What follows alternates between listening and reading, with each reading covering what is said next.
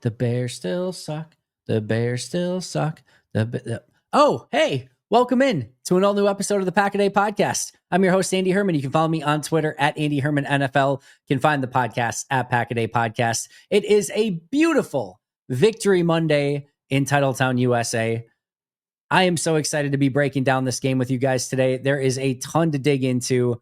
There was a lot of chirping going on prior to this game between both fan bases, a lot of playoff seeding implications, NFC North implications, and just a bitter rivalry that came to a head in a 28-21 victory for your Green Bay Packers as the Packers move to 4-0 in the division, 9-3-1 on the season, first place in the NFC North, and second place in the NFC. All of those currently. A lot of ball game left, as Aaron Nagler would say. 4 games left on the season, but we've got a ton to dig into in this one. I cannot wait to break it all down. Before we get there, shout out to our brand new Pack a Day Podcast YouTube members, Unrivaled Chaos, Jeremy Orr, The Drive, David Neese, Kyle Schneider, and Michael LeMahieu. Thank you guys so much for signing up. Today is a great day to become a brand new Pack a Day Podcast YouTube member. Check those out over on YouTube. A lot of great, affordable options out there for you. Members-only content, and of course, early access to videos as well. So get signed up today. If not, just make sure to like, subscribe, comment, give those 5-star reviews. We appreciate that a ton as well. Let's start with some key takeaways right away in this beautiful, beautiful Packers victory over the Bears. Number one, this was just a fantastic football game. I really, really enjoyed it. I thought there was a lot of back and forth between these coaches and coordinators. I thought Ben Johnson called a really good game for Chicago, did everything he could to kind of make that a manageable game plan for Caleb Williams. I thought Matt LaFleur was able to dial up some really fun stuff down the field and had options for Jordan Love. The explosives were well on display in that game, and it really kind of allowed Jordan Love to show off some of his best traits against that Chicago defense. I thought defensively, Jeff Hafley came out and had a great plan of attack for Caleb Williams. He had him very flustered early and often. And I thought everyone kind of made adjustments throughout the course of the game, and you had some back and forth. Green Bay goes up early. The Empire strikes back, and then it's not really an empire if you lose all the time, but you get my point. And then, the return of, I don't know if we want to call it the return of the Jedi, but the Packers get a huge, touchdown drive at the end of that game to take the lead and ultimately seal it with a Keisean Nixon interception. But the ebb and flow of the game, the intensity of it, how all of these players and coaches performed in this game, what more could you have wanted? It was super entertaining. And I thought Green Bay, again, getting out early, having to fight through some stuff that didn't go great in the middle, some interesting officiating, which we'll talk about as well. And then to find that victory at the end, I thought that was big time stuff and a really, impressive step for this team as they continue on a 4-game win streak and also continue to try to press towards a playoff spot. And if we're being honest, this team has a lot more, at focus down the line past just making the playoffs, but making a run in the playoffs and hopefully towards a Super Bowl as well. But again, I thought this was a phenomenal game from beginning to end and just really good sound NFC North Bears Packers football in December, cold weather. You can see the breath coming out of their mouth. It's just exactly what you want in a December game at Lambeau Field. So I loved every aspect of that. Second key takeaway, Christian Watson.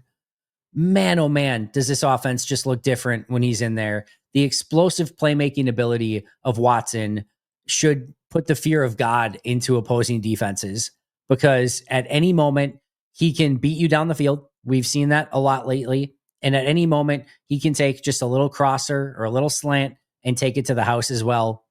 He is playing phenomenal football.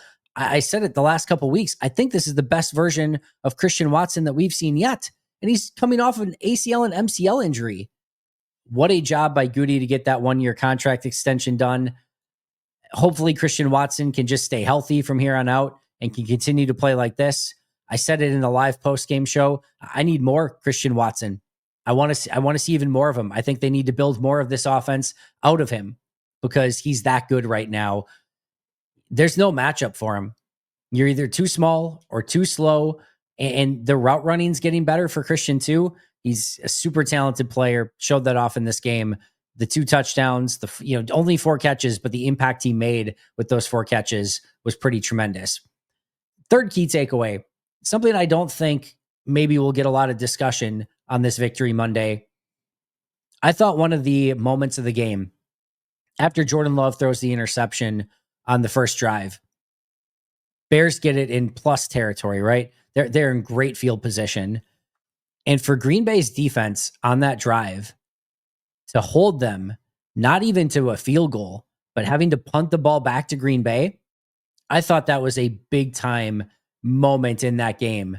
And the reason I say that is, if you recall, Green Bay never trailed in this game, never for a moment.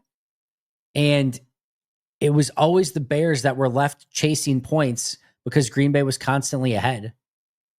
If the defense doesn't get off the field there, and even if the Bears get a field goal, that flips the script a little bit. The Bears take the lead early. And certainly if they go down and score a touchdown, now Love just threw a pick and they went and scored a touchdown off of it. It changes everything.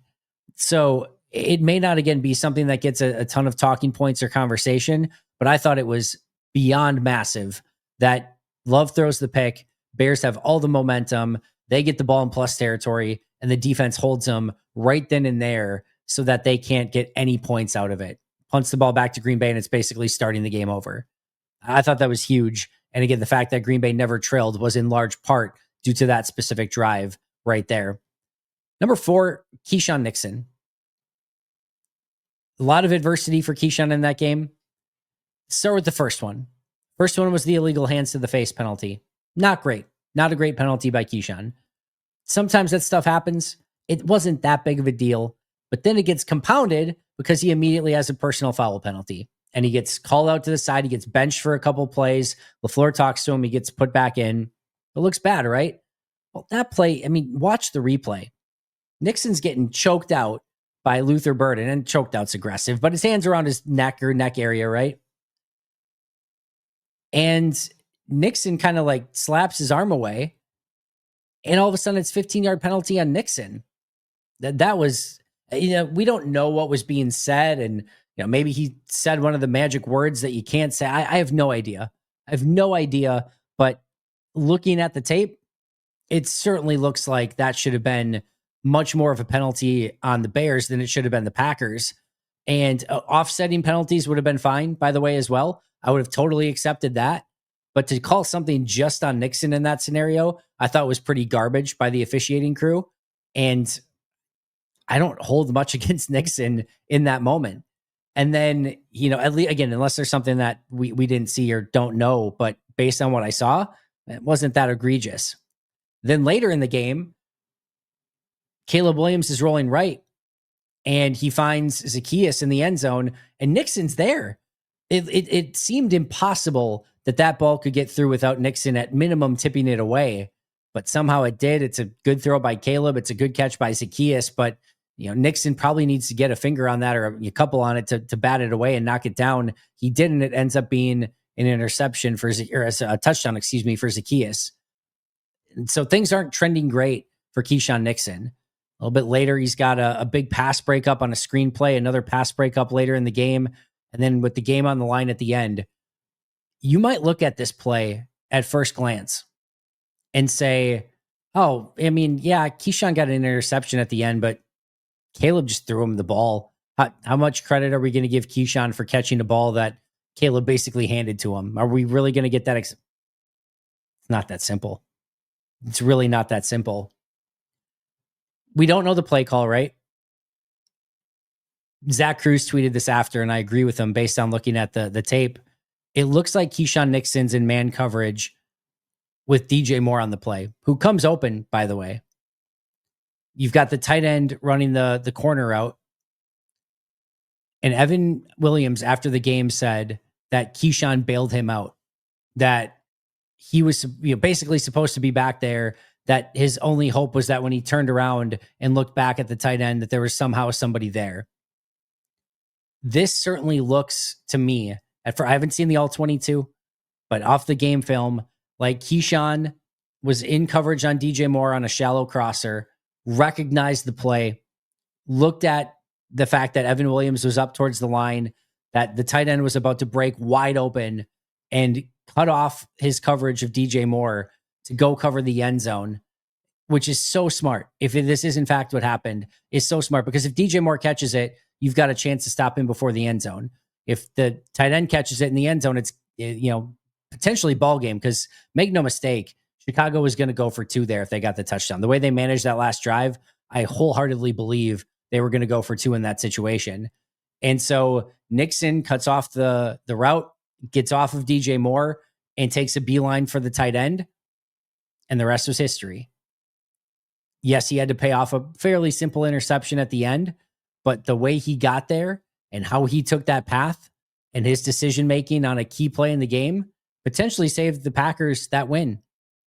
It was a huge, huge play for Keisean Nixon. And this is why at corner, sometimes there's going to be some ups and downs, but that was one of the plays of the year, in my opinion, for Keisean Nixon. And I love moments like that where you've got some adversity, things aren't going your way, it's not been your day, but in a key moment at the end, you have the opportunity to redeem yourself. And he did that in a pretty spectacular way with a game-sealing interception. Then my last key takeaway, 21-21, final drive coming up for Green Bay's offense, 8 minutes left in the game. I don't know how you guys felt going into that drive, but I had full confidence that Packers offense was going to be able to drive down and get points. I didn't know if it was going to be 3, didn't know if it was going to be 7, didn't know what that was going to look like, but I really did believe that Jordan and Josh and company were going to be able to drive down and put up points. And they did. They scored a touchdown to take the lead, and they never looked back, obviously. That drive, Josh Jacobs, an 11-yard run. Jordan Love to Jaden Reed for 18 yards. Josh Jacobs for 2 yards. Love to Jacobs for 6 yards. Jacobs with I can't even begin to describe how incredible that 21-yard run was on 3rd and 1. There's nothing there. And his ability to find 21 yards in that one, I mean, just game changer. Absolute game changer. What an absolute stud that Josh Jacobs is. I was talking to, Westendorf. I think it was Westendorf before the play, and just not that play in particular, but a couple ones in this game. It's like at some point you want to give Josh Jacobs the ball in those key situations to let him cook, because he's so good. He's so good, but you don't always trust your offensive line to block it up well enough. And that was one of those plays where it was not blocked up well enough, not the way it was supposed to be. And Josh Jacobs just said, I don't care. I'm going to, get 21 yards on this anyway. I just love that drive for Green Bay. They go right down, they score the touchdown, put all the pressure right back on Chicago. And again, going back to Keisean Nixon, he pays it off in the end with a huge interception. Let's get to our Luigi's Pizza player of the game. We talked about him already. Christian Watson, 4 for 89, 2 touchdowns. He has been so incredible since coming back from the injury. I just don't think Green Bay wins this game without Christian Watson. He's been that good since coming back. And in this one, he was the key. He was the skeleton key that unlocked that Bears defense. And to me, I thought he was the one. Jordan had a great game, right? Keisean Nixon had a huge play at the end. We could talk about other players, but I think if you look at the 2 touchdown plays plus a 17-yarder on the opening drive, he's just playing great. And I thought he was the difference maker in this game. So he's my Luigi's Pizza player of the game. Today we get to talk about the original Mighty Meaty Pizza, Wisconsin mozzarella, Italian sausage, ham, pepperoni, and the best part, bacon crumbles. They've got the robust pizza sauce, which is my favorite. It's delicious, filling, and perfect for a Victory Monday. Get your Luigi's Victory Pizzas. Get your Luigi's Holiday Pizzas. Just get your Luigi's Pizzas. They're incredible. They're delicious. You can find them at luigispizza.com and on social media at Luigi's Pizza. And that brings us to our Habish Rotier injury report from this game. Seemed like they mostly got out of this game relatively healthy. Christian Welch did leave with a concussion, did not return to the game. Dontavian Wicks played only 5 snaps in that game. After his pretty epic performance against Detroit on Thanksgiving, gets some extended time to rest that ankle. I don't know if he aggravated it or what, but I was watching it closely because he had very few snaps in the first half, and then I was keeping an eye on it in the second half. I don't think he played a single snap in the second half of the game. Only 5 snaps overall. Hopefully he can be good to go and back healthy, because you want him out there. But in this game in particular, again, looked like the ankle was giving him trouble. That's what Matt LaFleur said in his press conference after as well. And he only played 5 snaps. Meanwhile, Matthew Golden also only played 5 snaps in this game. Those snap counts are per Justice Mosqueda at acmepackingcompany.com. But either way, despite being active, meaning Golden and Dontavian Wicks, they're still not 100%. And clearly we're not, given a full workload in this game. Same really for Jaden Reed as well, who I think was around 25 snaps. They were rotating those guys pretty heavily, but Bo Melton got a lot of playing time because of the injuries to the wide receiver room. Other than that, LVN and Savion Williams were out this game with injury, so we'll keep an eye on them. And, you still have Colin Oliver, Brenton Cox, and Marshawn Lloyd as injured players on PUP and IR lists that are practicing. We'll see if they get any of those players back this coming week against Denver. The Packers have an elite injury recovery team helping players safely find their way back to the field. If you are injured after an accident, you're going to need a team of qualified and experienced attorneys to champion your cause. The attorneys at Habish are always here for you. With a national reputation and compassionate hometown service, they'll work hard to get you the compensation that you deserve. When you call Habish, you're going to talk to a lawyer directly. Their number is 800-242-2874 or 800-2HABISH. You can visit their website as well at habish.com.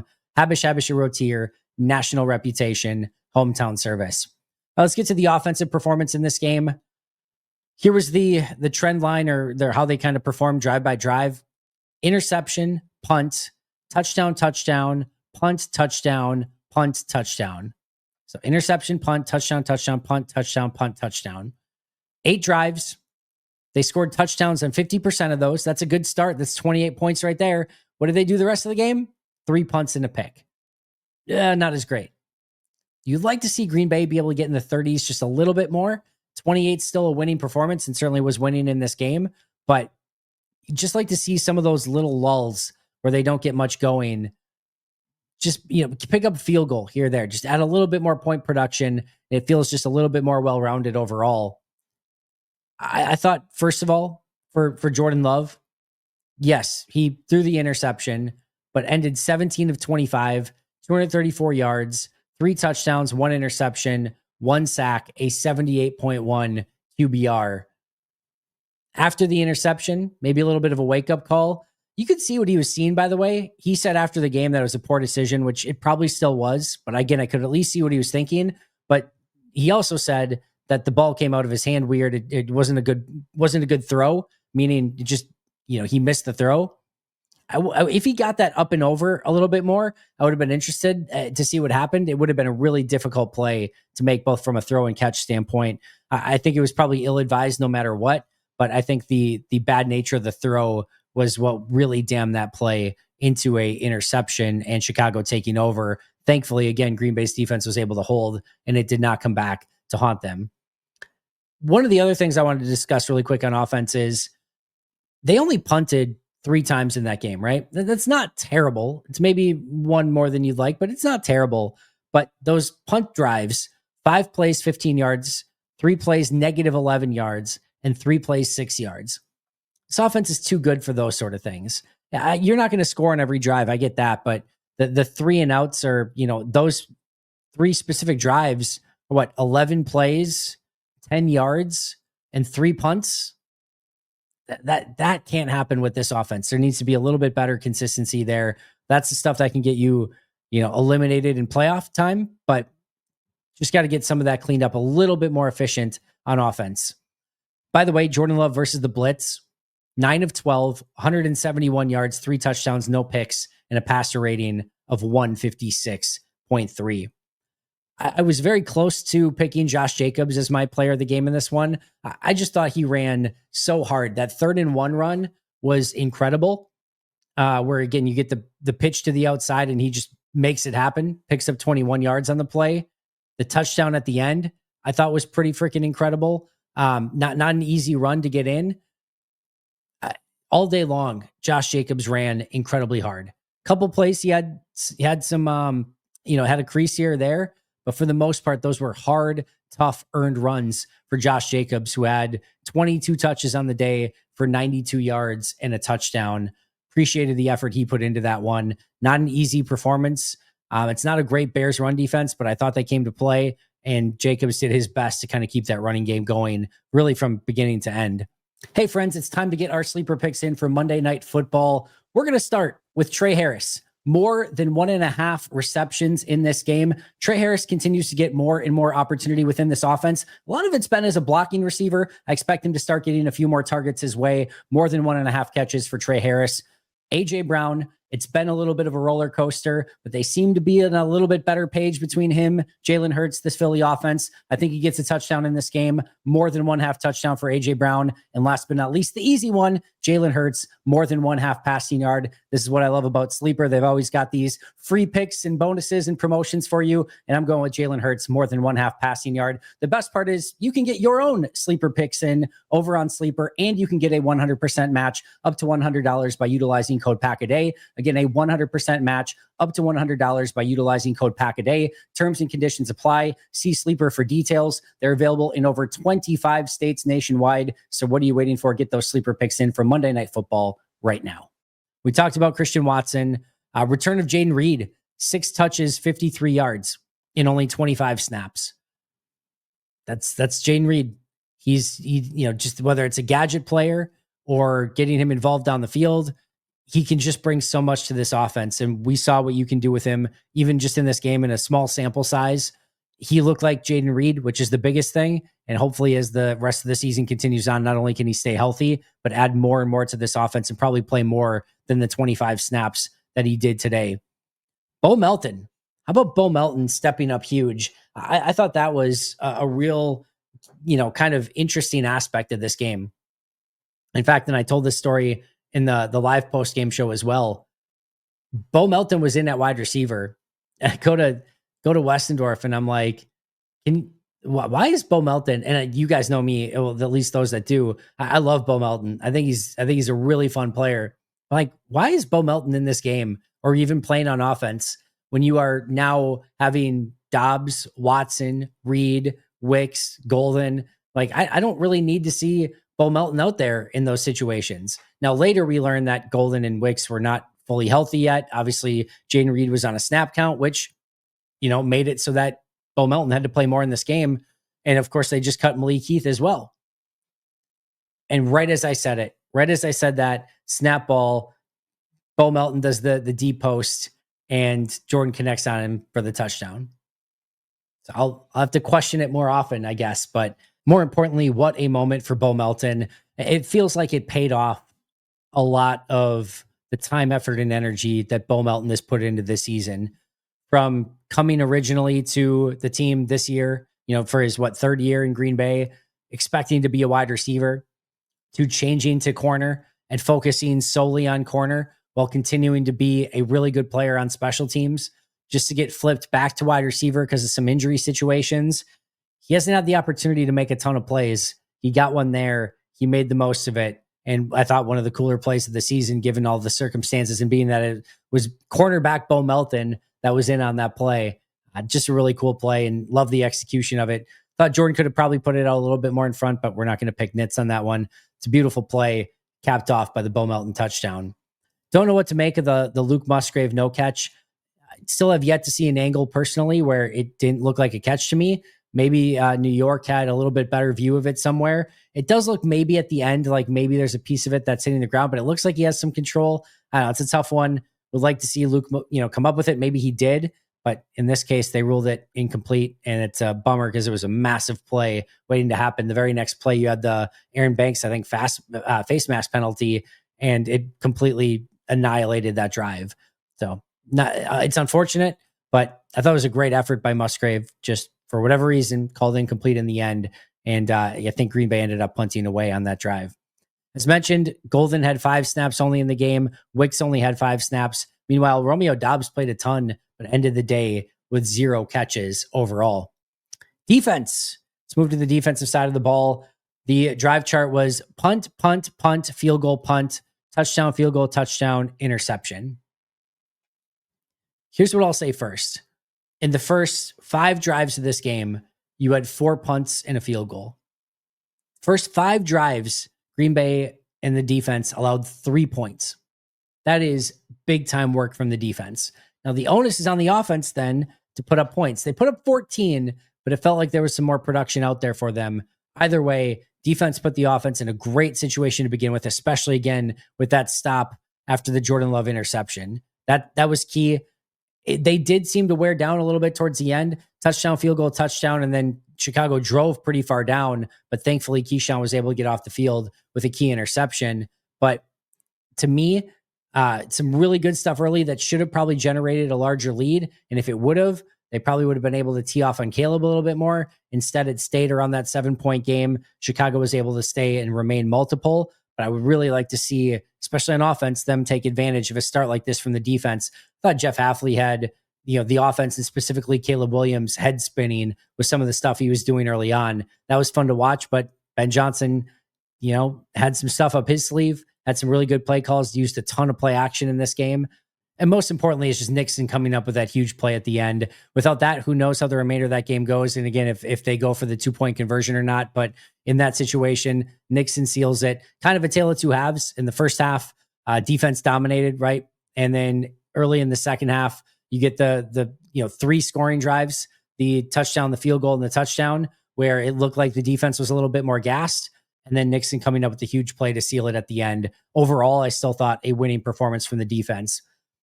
Micah Parsons can't get a holding penalty to save his life. I don't know what to make of it. I still thought he was impactful in this game, making his presence felt. But man, he should have a couple holding penalties, at least it feels like per game. At least get one. Can we get one moving forward? But yeah, that was something on a couple of those where it was just clear and obvious right in front of the ref and just cannot get a call. Absolutely cannot get a call. We talked about Nixon, the bounce back that he had. I thought Kingsley Enagbare, he had a huge stop on that 3rd down before the 4th down interception. And I mean a big time stop, which set all of that up and got to the point where they called the pass play and Nixon picked it off. Had a sack earlier in the game. He's playing some good football right now. The sack was a little bit benefit of Micah. Micah kind of picks the player for him and then still gets pressure, forcing Caleb to step up. And then he's, stepping up right literally into Kingsley Enagbare. But I still thought Enagbare first glance looked really good and had a really impressive and important game for Green Bay in this one. As mentioned, I thought Jeff Hafley had Caleb Williams flustered really early in this one. Edgerrin Cooper had 11 tackles. I want to talk about the run defense a little bit because it's an interesting conversation. On the day, 27 carries, 120 yards, 4.4 yards per carry for the Bears offense. So they did what they do. They got a lot of yards on the ground, and sometimes you have to tip your cap. What I loved about this for Green Bay is that despite those were the running backs, by the way, 27 for 120 and a 4.4 yard average. There was some stuff with Luther Burden and Caleb Williams as well, but their running backs, their pure rushing attack, 27 for 120 with a 4.4 yards per carry, but only a long of 9 yards. They didn't allow any explosive runs. And I thought that was a key in this one as well. Hey, you're running the ball. We know you're good at running, but we're going to make you earn it. You're not going to get those explosives. And Green Bay's defense did a great job wrapping up, tackling, and making sure that some of those 3, 4, 5 yard runs did not turn into 10, 12, 15, 80 yard runs. I thought that was a key for this defense. Let's see what else. Packers, I thought, made the Bears earn everything in this game, which is what you want. Those 17 play drives are brutal to live through, right? They're converting a lot of 3rd and shorts, 4th and shorts, and eventually driving down and then putting up the touchdown. It's hard to see that, but they made them earn it. And every once in a while, you're going to tip your cap for, knowing that the opposing team had to go 17 plays to score a touchdown. Great, you did it. Can you continue to do it? In the second half, they were moving the ball a little bit better, which is, again, maybe gives you a little bit cause for concern. Green Bay's offense could have just had a little bit more point production earlier, right out of the halftime where they got the ball back. I thought any points there would have put Chicago a little bit more in panic mode, forcing them to throw more. And I think that's when the defense could have teed off. Instead, you didn't get that. The Bears go down, score a touchdown. All of a sudden, it's a 3-point game, and things change very, very quickly. But overall, that was a good game plan for the defense. Jeff Hafley had his guys set, and they took advantage early and then came up with the big play late. Special teams, not a ton to talk about here. McManus has a kick out of bounds, holding on Matt Orzik. Holder illegal block, I think, on a punt return early from Romeo Dobbs. So still the mistakes from the Fighting Rich Bisaccias, but Whalen was fine. 4 for 4 on extra points for McManus. Now, there was some good stuff. The big thing is that it wasn't won or lost on special teams, which you will take if you're Green Bay, but still some things you'd like to see get cleaned up just a little bit there. All right, so Packers pick up the win. We know that. They're the 2nd seed in the NFC currently. They're 9-3-1 overall. Where does that put them in the NFC pecking order and from a playoff seeding standpoint? Rams are 1, Packers are 2, Eagles 3, Bucks 4, Seahawks 5, 49ers 6, and Bears 7. So you would have, if the playoffs started today, Bears at Packers to open up the playoffs, or at least the Packers playoffs. 49ers at Eagles. Whew, sign me up for that one. That one feels like a ton of fun. And two really good teams. One of them doesn't make it to week 2. That would be a fun one. And then Seahawks at Buccaneers. Seahawks defense has been incredible, but Tampa gets to play at home. Baker Mayfield against McDonald in that vicious Seattle defense. That'd be fun, especially if Tampa could get a little bit more healthy on offense. But some really interesting playoff matchups right now. Green Bay, the number 2 seed, and facing the Chicago Bears if the playoffs started today. Remaining schedule for Green Bay: at Broncos, at Bears, Ravens at home, at Vikings. 3 of their final 4 on the road. And the next 3, I think, are going to be very tough. Broncos have won 10 in a row. Bears are going to want their revenge for this game. And then the Ravens, probably in a must-win situation in that game. The Vikings game should be pretty nondescript, almost an exhibition game for Minnesota, but you know they're going to want to knock Green Bay out or out of a spot or knock them down the list, whatever it might be. That's going to be their Super Bowl probably for the rest of the season, because they're not going to get back into it from a playoff seeding standpoint. Not eliminated yet for Minnesota, but pretty darn close to it. They had a huge win against Washington. What was it, 31-0? Did not see that coming for the Minnesota Vikings. As far as the Packers-Broncos, Packers open as 1.5-point favorites. Broncos have won 10 in a row. This is another big fight feel. Cannot wait for it. Packers-Broncos in Denver next week. Looks like the weather's going to be good, but we'll keep an eye on it this week. Should be a very fun game in Denver. As far as the playoffs go, Packers have a 95% chance to make the playoffs currently per the New York Times. They have a 69% chance to win the division and 11% chance of getting the number 1 overall seed. If they beat the Broncos, they go to a 99% chance to make the playoffs. If they lose, they're still at 92%. So it's not a huge swing, but basically all but guaranteed to make the playoffs with a win.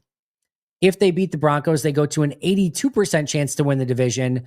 It goes down to 57% with a loss. And last but not least, their chances of getting the 1 seed, 11% right now, goes up to 19% with a win, goes down to only 2% with a loss. So Green Bay has a lot to fight for in this game against Denver. The simple math here: 2 wins gives you a greater than 99% chance to make the playoffs. 3 wins gives you a greater than 99% chance to win the division, unless that 1 loss is to Chicago, in which case it would only be 89% chance to win the division. Either way, Green Bay's in a good spot right now. Packers are plus 750 to win the Super Bowl, behind only the Rams at plus 380 and Seahawks at plus 650.